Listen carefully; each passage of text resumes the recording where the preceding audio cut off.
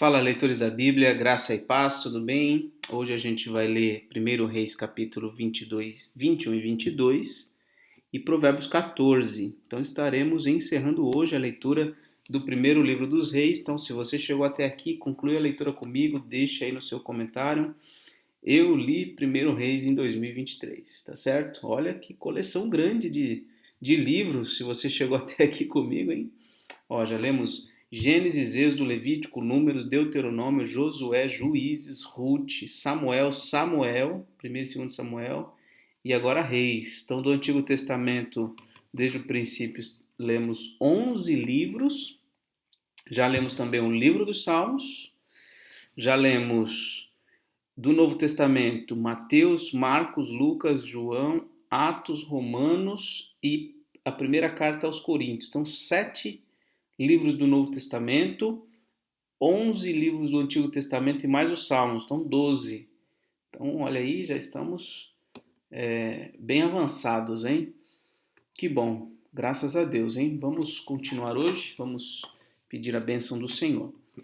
Senhor, nosso Deus e Pai, abençoa, Pai, o trabalho das nossas mãos, abençoa essa leitura, Senhor, que seja instrumento de bênção na vida de cada um dos que tem acompanhado e também na minha vida, Senhor. Dá-nos crescimento espiritual, dá-nos, ó Deus, a Tua graça maravilhosa a cada dia por meio da Tua palavra. Pedimos em nome de Jesus. Amém. Muito bem, finalzinho de 1 Reis e o Acabe ainda não acabou. Vamos lá. Depois disto, aconteceu o seguinte: Nabote, os jezreelita, possuía uma vinha ao lado do palácio que Acabe, rei de Samaria, tinha em Jezreel. Acabe disse a Nabote: dê-me sua vinha, para que me sirva de horta, pois está perto, ao lado do meu palácio. Em troca eu lhe darei outra melhor. Ou, se for do seu agrado, darei em dinheiro o que ela vale. Porém, Nabote disse a Acabe: que o Senhor Deus me livre de lhe dar a herança dos meus pais. Então Acabe voltou para casa aborrecido e indignado com o que Nabote, o jezreelita, lhe havia falado, quando disse: não lhe darei a herança dos meus pais. E se deitou na cama, voltou o rosto para a parede, não quis comer. Ficou chateadinho, ficou magoado. O mimimi já é antigo, né? Já é coisa antiga. Então Acabe ficou magoadinho, né? Porque Nabote não quis nem vender, nem trocar o terreno dele, que ficava bem do lado do palácio de Acabe. Mas Acabe tinha uma esposa, uma grande esposa, uma poderosa esposa, uma desgraçada esposa. Desgraçada, eu já falei isso antes, né? Não estou xingando nem nada, mas é porque realmente a graça de Deus não estava sobre a vida dela. Vamos ver o versículo 5. Porém, Jezabel, a esposa, foi falar com ele e perguntou: que é isso que você tem? Por que está assim aborrecido e não quer comer nada? Acabe respondeu: é porque eu falei com Nabote, o jezreelita, e ele disse: dê-me a sua vinha por dinheiro, ou se preferir, lhe darei outra em troca. Porém ele disse: não lhe darei a minha vinha. Então Jezabel, sua esposa, lhe disse: você está governando Israel ou não? Levante-se, venha comer e alegre o seu coração, eu lhe darei a vinha de Nabote, o jezreelita. Então Jezabel escreveu cartas em nome de Acabe, selou-as com o sinete dele. Eles tinham um anelzinho que era tipo um carimbo. Então quando aquele anel era carimbado ali, um sinete era carimbado, era como se fosse uma assinatura. E as enviou aos anciãos e aos nobres que moravam com Nabote na cidade dele. E nas cartas ela escreveu o seguinte: anunciem um dia de jejum e tragam Nabote para a frente do povo. Ponham sentados na frente dele 2 homens malignos que testemunhem contra ele, dizendo: você blasfemou contra Deus e contra o rei. Ou seja, uma mentira. Depois levem-no para fora e o apedrejem para que morra. Então ela está arquitetando um jeito: vamos fazer uma cena aqui. Traz põe todo mundo de jejum, traz Nabote na frente de dois homens maus que vão testemunhar contra ele, que ele blasfemou e tal, e depois apedrejem ele. Pronto, só para ter uma justificativa. Os homens daquela cidade, os anciãos e os nobres que moravam com Nabote fizeram o que Jezabel lhes ordenou. Olha o poder de influência para o mal que Jezabel exercia, segundo estava escrito nas cartas que lhes havia mandado. Anunciaram um dia de jejum e deram a Nabote um lugar de destaque na frente do povo. Então vieram dois homens malignos, sentaram-se na frente dele e testemunharam contra ele, contra Nabote, diante do povo, dizendo: Nabote blasfemou contra Deus e contra o rei. E o levaram para fora da cidade e o apedrejaram, e ele morreu. Então mandaram dizer a Jezabel: Nabote foi apedrejado e morreu. Quando Jezabel ouviu que Nabote tinha sido apedrejado, estava morto, disse a Acabe: Levante-se, tome posse da vinha, que Nabote, o jezreelita, não quis dar a você por dinheiro, porque Nabote não está mais vivo. Morreu. Quando Acabe ouviu que Nabote estava morto, levantou-se para ir até a vinha de Nabote, o jezreelita, para tomar posse dela. Então a palavra do Senhor veio a Elias, o tesbita, dizendo: Levante-se, vá encontrar-se com Acabe, rei de Israel, que mora em Samaria. Eis que ele está na vinha de Nabote, aonde foi para tomar posse dela. Fale com ele, dizendo: Assim diz o Senhor, você matou e ainda por cima tomou a herança. Fale também o seguinte: assim diz o Senhor, no mesmo lugar onde os cães lamberam o sangue de Nabote, cães lamberão o seu sangue. Sim, o seu sangue. E Acabe perguntou a Elias: Então, meu amigo, você já me achou? Elias respondeu: Achei sim, porque você já se vendeu para fazer o que é mal aos olhos do Senhor. Eis que trarei o mal sobre você, arrancarei a sua posteridade, exterminarei de Acabe todos do sexo masculino, quer escravo, quer livre em Israel. Farei com a sua casa o mesmo que fiz com a casa de Jeroboão, filho de Nebate, e com a casa de Baasa, filho de Aías, por causa da provocação com que você me irritou e levou Israel a pecar. Também de Jezabel o Senhor falou: os cães devorarão Jezabel dentro das muralhas de Jezreel. Se alguém da casa de Acabe morrer na cidade, os cães o comerão. E se alguém morrer no campo, as aves do céu o comerão.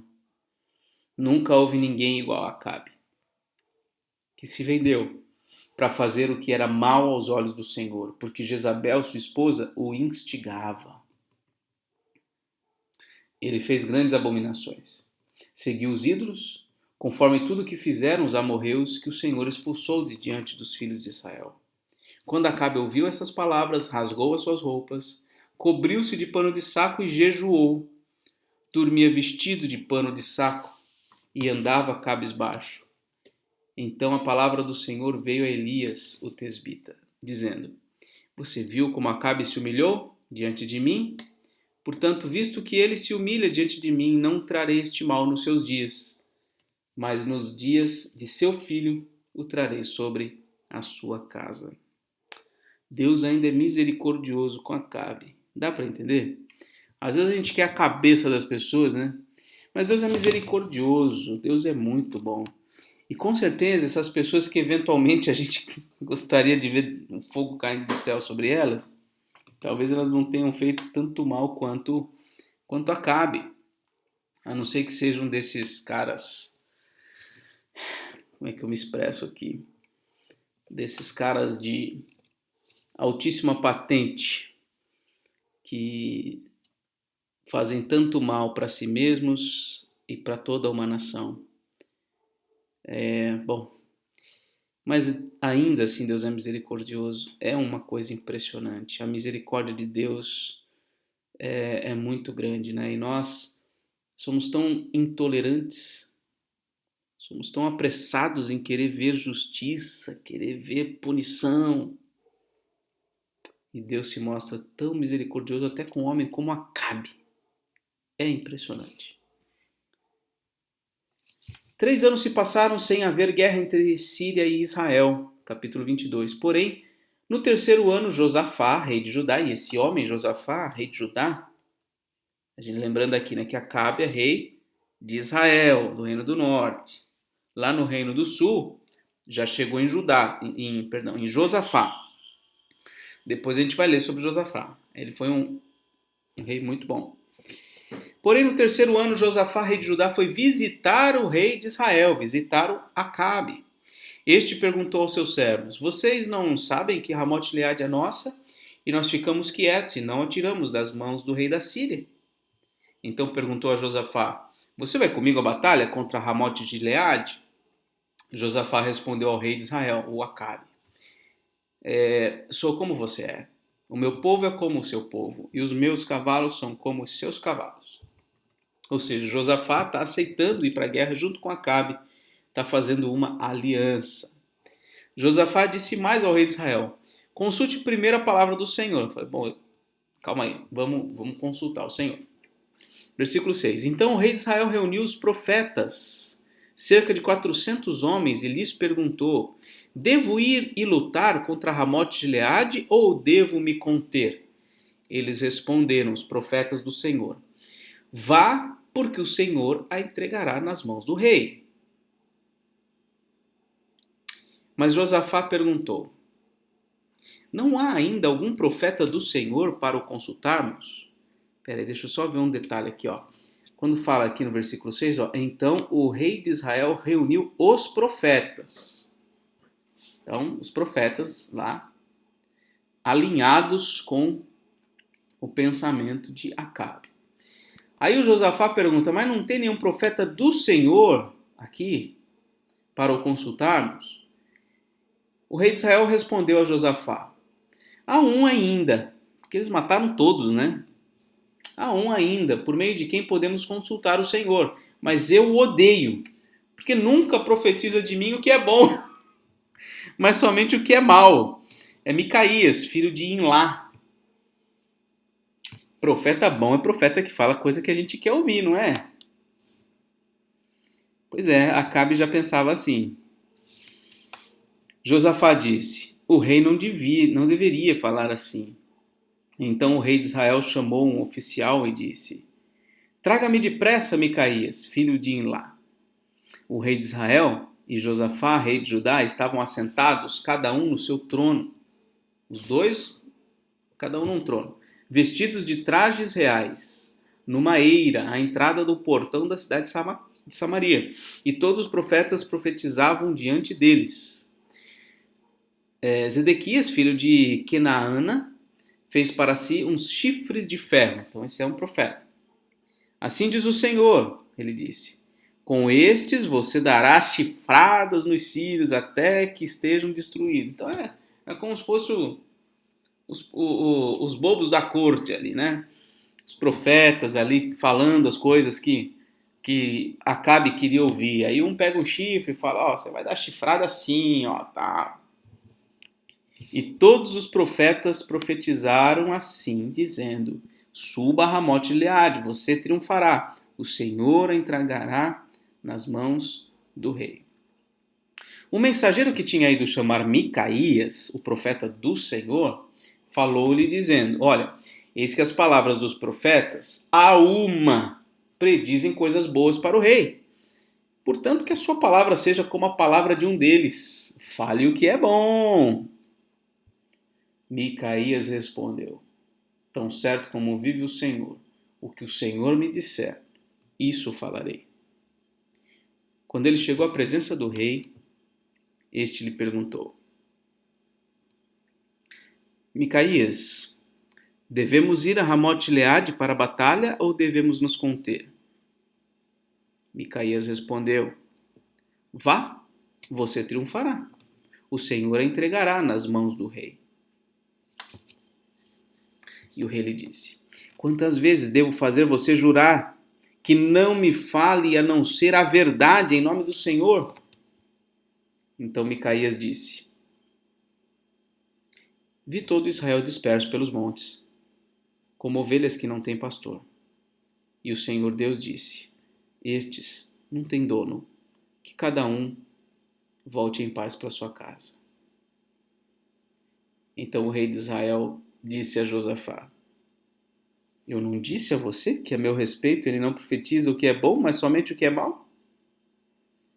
Micaías prosseguiu: Portanto, ouça a palavra do Senhor. Viu o Senhor assentado no seu trono, e todo o exército do céu estava junto dele, à sua direita e à sua esquerda. Então o Senhor perguntou: Quem enganará Acabe? Para que vá e seja morto em Ramote-Gileade? Um dizia uma coisa, outro dizia outra. Ele está falando do céu aqui, tá? Então o Espírito saiu, se apresentou diante do Senhor e disse: Eu enganarei. E o Senhor perguntou: Como? Ele respondeu: Sairei e serei um espírito mentiroso na boca de todos os profetas do rei. Então o Senhor disse: Vá, conseguirá enganá-lo. Vá e faça assim. E agora eis que o Senhor pôs esse espírito mentiroso na boca de todos os seus profetas, todos estes seus profetas. E o Senhor declarou que um mal vai lhe acontecer. Então Zedequias, filho de Kenaana, chegou, deu uma bofetada em Micaías e perguntou: Por onde é que passou o Espírito do Senhor ao sair de mim para falar com você? Olha só a chacota que ele faz, né? Ele deu uma bofetada em Micaías e falou: Por onde passou o Espírito ao sair de mim para falar com você? Micaías respondeu: Eis que você o verá no dia em que estiver correndo de quarto em quarto, tentando se esconder. Zedequias, filho de Kenaana.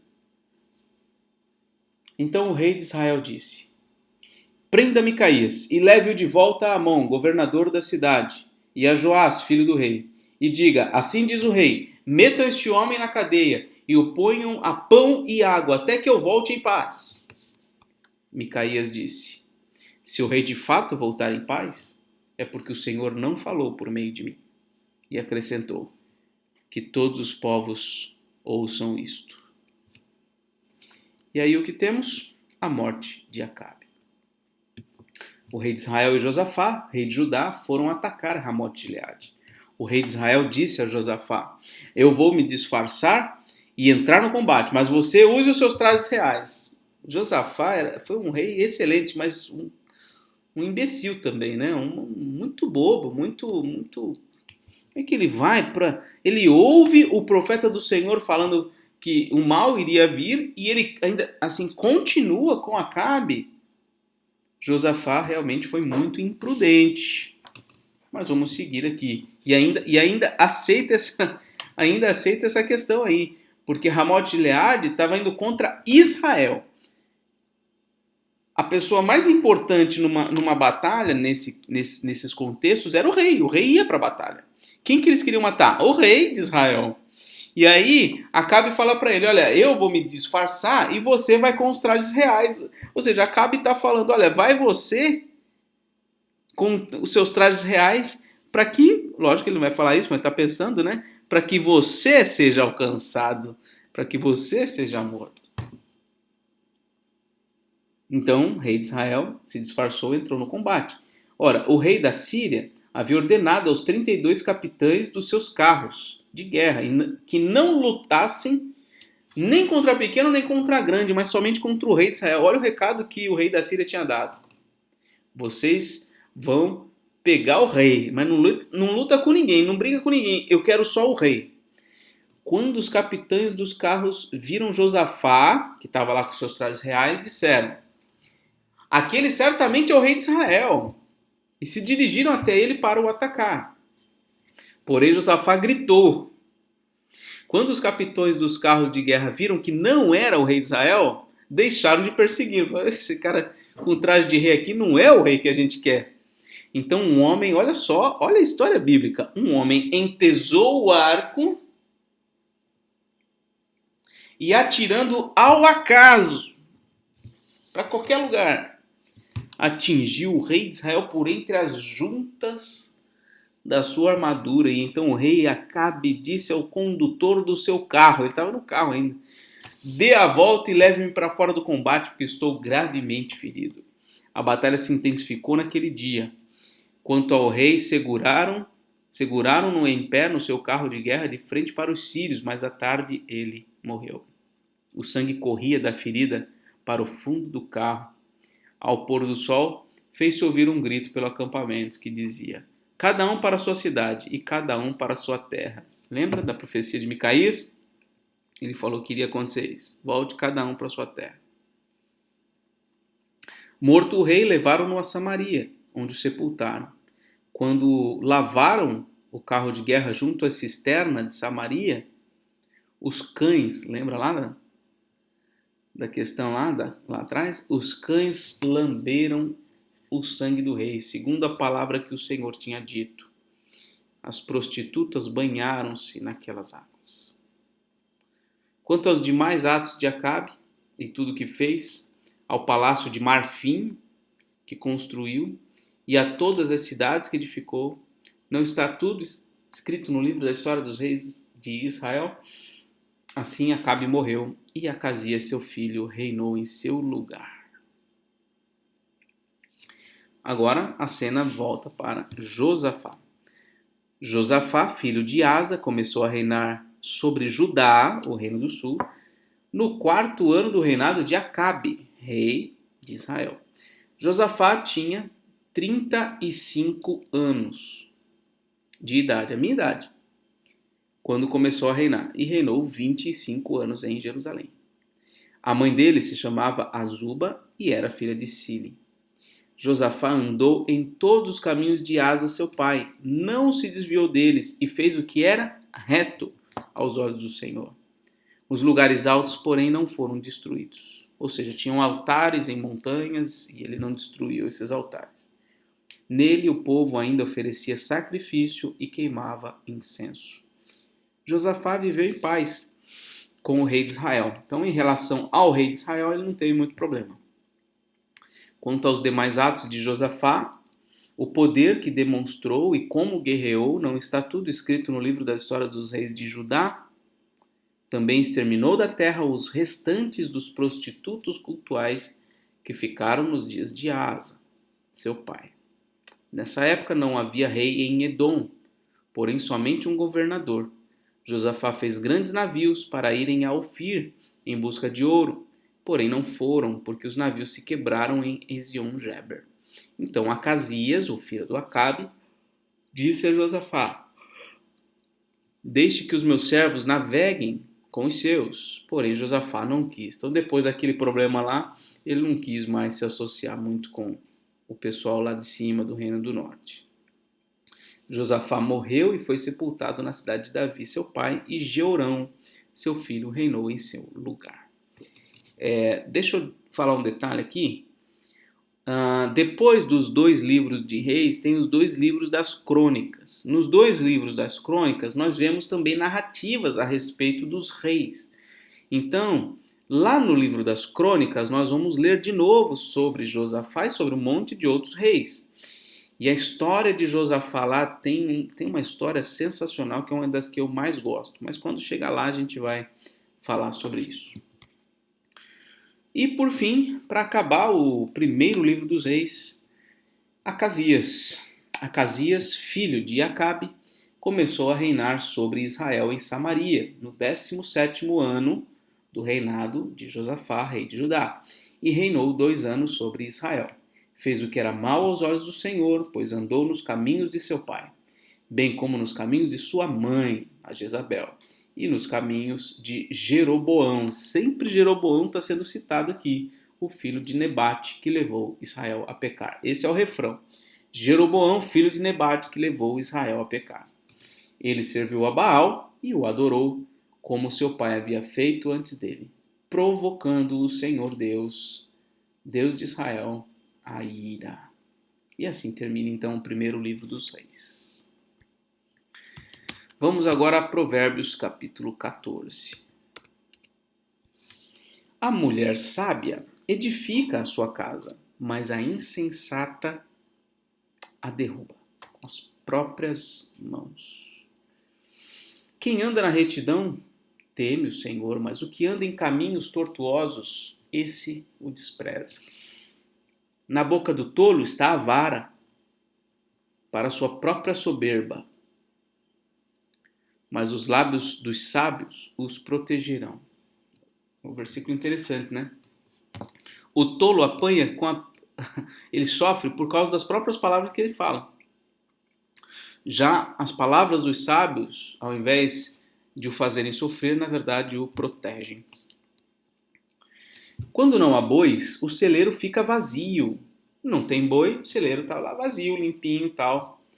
Mas pela força do boi, há abundância de colheitas. Então, melhor ter um celeiro cheio de boi, e aí vai ter bagunça, aí vai ter sujeira e tudo mais, mas vai ter também o quê? A abundância de colheitas. Dá para aplicar isso em várias coisas na vida. A testemunha verdadeira não mente, mas a testemunha falsa despeja mentiras. O zombador procura a sabedoria e não a encontra, mas o sábio adquire o conhecimento com facilidade. Fuja da presença do insensato, porque nele você não encontrará palavras de conhecimento. A sabedoria do prudente é entender o seu próprio caminho, mas a insensatez dos tolos é enganadora. Os insensatos zombam do pecado, mas entre os retos há boa vontade.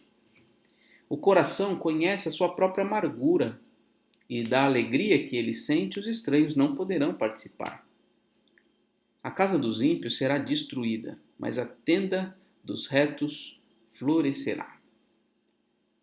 Há caminho que ao ser humano parece direito, mas ao fim dele é caminho de morte. Até no riso o coração pode ter dor, e o fim da alegria pode ser a tristeza. O infiel de coração sofre as consequências dos seus próprios caminhos, mas quem é de bem é recompensado pelo seu próprio proceder. O ingênuo dá crédito a tudo o que se diz, mas o prudente reflete antes de dar um passo. O sábio é cauteloso e se desvia do mal, mas o tolo é afoito e se dá por seguro. Quem logo se irrita comete loucuras, e aquele que tem más intenções será odiado.